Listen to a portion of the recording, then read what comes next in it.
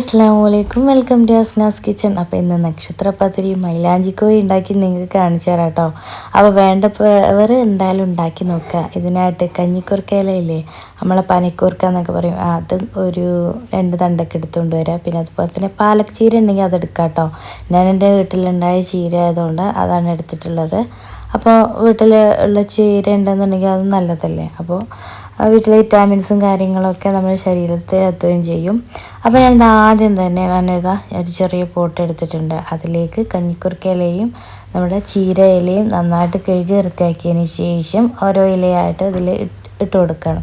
അതിനുശേഷം ഇതിലേക്ക് കുറച്ച് വെള്ളം ഒഴിച്ചിട്ട് അടിച്ച് ഇതൊന്ന് വേവിച്ചെടുക്കുക. അപ്പോൾ ഈ ചീരൻ്റെ ഇലയും കഞ്ഞിക്കുർക്കയിലേക്ക് നന്നായിട്ടൊന്ന് വേവിച്ചെടുക്കാം കേട്ടോ. അപ്പോൾ ആദ്യം തന്നെ അതങ്ങ് അടുപ്പിൽ വെച്ച് കൊടുത്തു. അതിനുശേഷം ഞാനൊരു 1/4 കിലോ ചിക്കൻ ഉണ്ടാവും, അതൊന്ന് കഴുകി വൃത്തിയാക്കി എടുത്തിട്ടുണ്ട്. അപ്പോൾ ഞാൻ മലയാള മനോരമയിൽ മത്സരിക്കാൻ പോയപ്പോൾ ഉണ്ടാക്കിയ റെസിപ്പി ഉണ്ട്, അതെൻ്റെ സ്വന്തം റെസിപ്പിയാണ്. അപ്പോൾ എല്ലാവരും ഒന്ന് ട്രൈ ചെയ്ത് നോക്കുക, ഫീഡ്ബാക്ക് അറിയിക്കുക. അപ്പോൾ അതിനായിട്ട് ഞാൻ കുറച്ച് മല്ലിയിലയും പുതിനയിലയും അതേപോലെ ഒരു പീസ് ഇഞ്ചി, കുറച്ച് വെളുത്തുള്ളി, പച്ചമുളക് ഇത്ര എടുത്തിനും കുറച്ച് വിനാഗിരി കൂടി സുർക്കയെല്ലാം ചേർത്ത് നന്നായിട്ട് പേസ്റ്റാക്കി അരച്ചെടുത്തിട്ടുണ്ട്. ഇനി നമ്മുടെ ഈ ചിക്കനിലേക്ക് അങ്ങോട്ട് കൊടുത്തിട്ട് നന്നായിട്ട് മാഗ്നേറ്റ് ചെയ്ത് വെക്കുക. ഒരു 15-20 മിനിറ്റൊക്കെ ജസ്റ്റ് ഒന്ന് ഇതൊന്ന് നന്നായിട്ട് മിക്സ് ചെയ്ത് വെക്കാൻ ശ്രമിക്കുകയാണെങ്കിൽ നന്നാവും കേട്ടോ. അതിലേക്കൊരു 1/2 ടേബിൾ സ്പൂണോളം ഉപ്പും കൂടി ചേർത്ത് കൊടുക്കുക. അപ്പോൾ അന്ന് മത്സരിച്ച് പ്രൈസ് കിട്ടിയില്ലെങ്കിലും നല്ല ടേസ്റ്റുള്ള ചിക്കനും ഗ്രേവിയാണെന്ന് പറഞ്ഞപ്പോൾ എനിക്ക് ഭയങ്കര സന്തോഷമായിട്ടോ.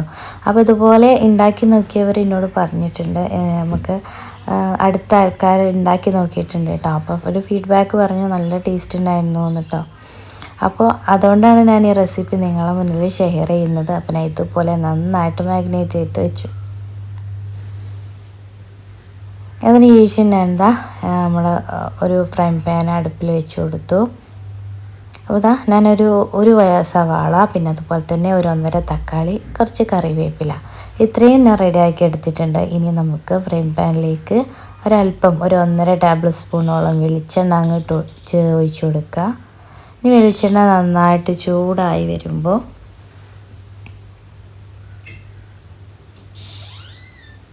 ഇതിലേക്ക് നമ്മൾ ആദ്യം തന്നെ നമ്മുടെ കറിവേപ്പിലയില്ലേ അതങ്ങ് തണ്ട് ഒടിച്ചിട്ട് കൊടുക്കുക കേട്ടോ.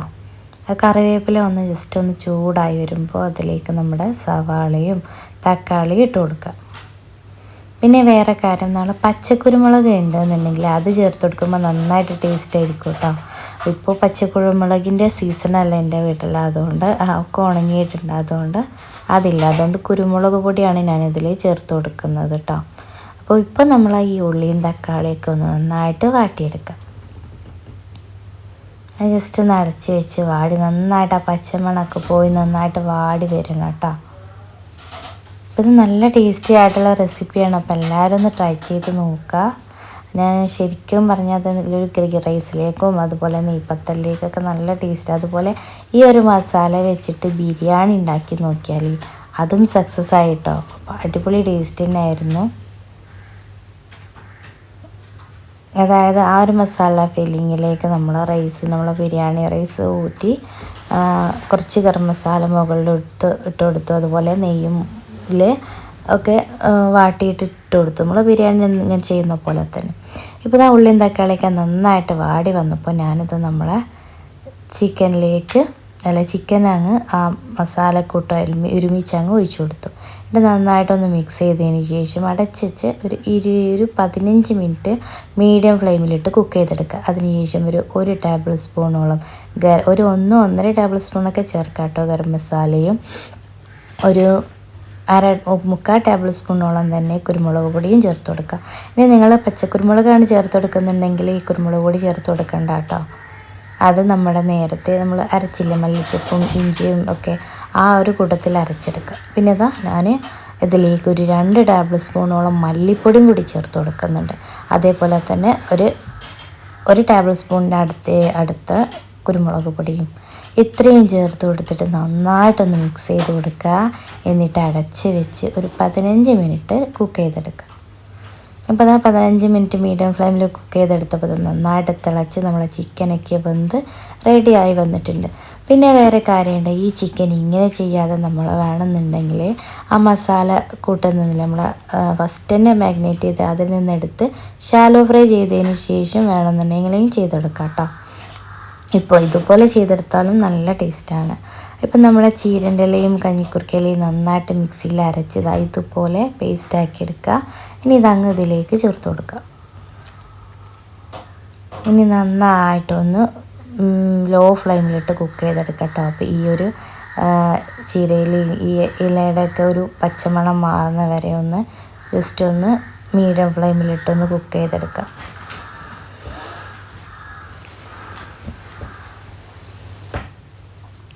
കുറച്ച് സമയം ഇതുപോലെ ഒന്ന് തിള വന്നാൽ മാത്രം മതി കേട്ടോ.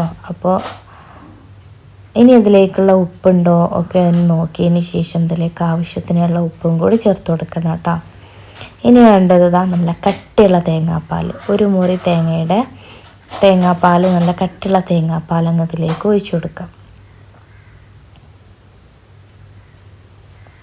ഈ തേങ്ങാപ്പാൽ ഒഴിച്ചതിന് ശേഷം ഒന്ന് നന്നായിട്ടൊന്ന് തിള വരുന്നവരെ ഒന്ന് വെയിറ്റ് ചെയ്യാം. നന്നായിട്ട് തിളച്ച് മറിയരുത്, ജസ്റ്റ് ഒരു തിള വരുമ്പോൾ നമ്മളത് ഓഫ് ചെയ്യണം. അല്ല എന്നുണ്ടെങ്കിൽ ആ തേങ്ങാപ്പാലിൻ്റെ ഫ്ലേവർ അങ്ങ് പോയി കിട്ടും. അപ്പോൾ അത് നന്നായിട്ട് ശ്രദ്ധിക്കുക കേട്ടോ. അപ്പോൾ ഇത് ആ നമ്മുടെ നെയ്ച്ചോറിലേക്കോ അതുപോലെ തന്നെ നെയ്പ്പത്തലും സാദാ പത്തിരിയിലേക്കൊക്കെ നല്ല ടേസ്റ്റ് ഉണ്ടാവും കേട്ടോ.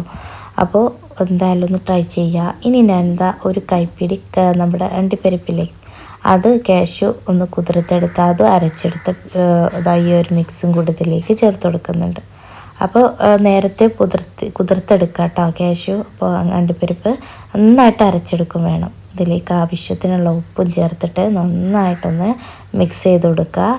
ഇനി നമുക്ക് ഒരു ലോ ഫ്ലെയിമിലിട്ട് ഒന്ന് കുക്ക് ചെയ്തെടുക്കുക. അപ്പോൾ ഈ ചെറിയ തള വരുമ്പോൾ ഇതിലേക്കൊരു കുഞ്ഞ് പീസ് ബട്ടറും കൂടി ചേർത്ത് കൊടുക്കുക കേട്ടോ. നമ്മളിത് തൂമിക്കുകയോ തളിക്കുകയോ ഒന്നും ചെയ്യുന്നില്ല. അപ്പോൾ ഒരു കുഞ്ഞ് ബട്ടറിൻ്റെ പീസ് ഇട്ട് കൊടുത്താൽ നല്ല ടേസ്റ്റ് ആയിരിക്കും കേട്ടോ. അപ്പോൾ ഇത് നമ്മൾ കുക്കായിട്ടുണ്ട് നമ്മുടെ മൈലാഞ്ചി ചിക്കൻ. ഇനി ഞങ്ങൾ തീ അങ്ങ് ഓഫ് ചെയ്യുക. അപ്പോൾ അടിപൊളി ടേസ്റ്റി ആയിട്ടുള്ള മൈലാഞ്ചി ചിക്കൻ റെഡി ആയിട്ടുണ്ട്. ഇനി ഇതിലും പച്ച കളർ വരണമെന്നുണ്ടെങ്കിൽ നമുക്ക് പാലക് ചീര ഉപയോഗിക്കാം കേട്ടോ. നല്ല ടേസ്റ്റായിട്ടുള്ള കറിയാണ്. അപ്പോൾ എല്ലാവരും ഒന്ന് ട്രൈ ചെയ്ത് നോക്കുക. ഇനി ഞാൻ അതിലേക്ക് നെയ്പ്പത്തൽ ഉണ്ടാക്കി മാവ് കുഴച്ചെടുത്തിട്ടുണ്ട് കേട്ടോ. സാധാ അരിപ്പൊടിയിലേക്ക് ചുടുവെള്ളം ഒഴിച്ചു കൊടുത്തു, ഉപ്പ് ചേർത്ത് കൊടുത്തതിന് ശേഷം അതിലേക്ക് തേങ്ങയും നമ്മൾ പെരുംജീരകവും പിന്നെ എള്ളും ചേർത്ത് ആക്കി കൊടുത്തു. ഇനി നമ്മളൊരു പത്തിരി പ്രസ്സില്ലേ അതിലങ്ങ് ഇതുപോലെ ഒന്ന് പ്രസ് ചെയ്ത് കൊടുത്ത് എടുക്കുകയാണ്. പിന്നെ എൻ്റെ കയ്യിൽ ഞാൻ നക്ഷത്രപത്രി പേരിടാൻ കാരണം നക്ഷത്രത്തിൻ്റെ ഷേപ്പിലാണ് നമ്മുടെ നെയ്പ്പത്തൽ ഞാൻ ചുട്ടെടുക്കാറുള്ളത്. അപ്പോൾ ഇതുപോലെ ഒരു പാത്രം ഉണ്ട് കേട്ടോ, അതിനെ വെച്ചിട്ട് അങ്ങ് പ്രസ് ചെയ്ത് കൊടുക്കും. ഇതുപോലെ ഷേപ്പിലാക്കിയിട്ട് ഇതങ്ങ് പൊരിച്ചെടുക്കുകയാണ്. അപ്പോൾ നല്ല ടേസ്റ്റി ആയിട്ടുള്ള നെയ്പ്പത്തലും റെഡിയാണ്. ഈ നെയ്പ്പത്തൽ ഉണ്ടാക്കാൻ അറിയാത്തവരാണെങ്കിൽ എൻ്റെ ചാനലിൽ 2 വട്ടം ഞാൻ വീഡിയോ അപ്ലോഡ് ചെയ്തിട്ടുണ്ട്. അപ്പോൾ അസ്നാസ് കിച്ചണിൽ നെയ്പ്പത്തലൊന്ന് ട്രൈ ചെയ്ത് നോക്കാം കേട്ടോ. അതൊന്ന് ജസ്റ്റ് ചെക്ക് ചെയ്താൽ മതി, അപ്പോൾ കിട്ടും. അപ്പോൾ നല്ല ടേസ്റ്റി ആയിട്ടുള്ള നെയ്പ്പത്തലും റെഡി ആയിട്ടുണ്ടെങ്കിൽ ഇനി നോമ്പ് തുറക്കാൻ റെഡിയാവും. അപ്പോൾ നെയ്പ്പത്തലിലേക്ക് നമ്മുടെ മൈലാഞ്ചി ചിക്കനും റെഡിയാക്കി വെച്ചിട്ടുണ്ട്. അപ്പോൾ എല്ലാവരും ഇതുപോലെ ഒന്ന് ട്രൈ ചെയ്ത് നോക്കുക, ഫീഡ്ബാക്ക് അറിയിക്കുക. അപ്പോൾ നല്ല ടേസ്റ്റി ആയിട്ടുള്ള മൈലാഞ്ചി ചിക്കൻ ആദ്യമായിട്ടായിരിക്കും നിങ്ങളെ പേര് കേൾക്കുന്നതും. അപ്പോൾ എൻ്റെ സ്വന്തം റെസിപ്പിയാണ്. അപ്പോൾ എല്ലാവരും ഒന്ന് ട്രൈ ചെയ്ത് നോക്കുക, ഫീഡ്ബാക്ക് അറിയിക്കുക. അപ്പോൾ വീണ്ടും പുതിയ വീഡിയോസായിട്ടും റെസിപ്പികളായിട്ടും വീണ്ടും വരാം. Signing out Asna Zakir.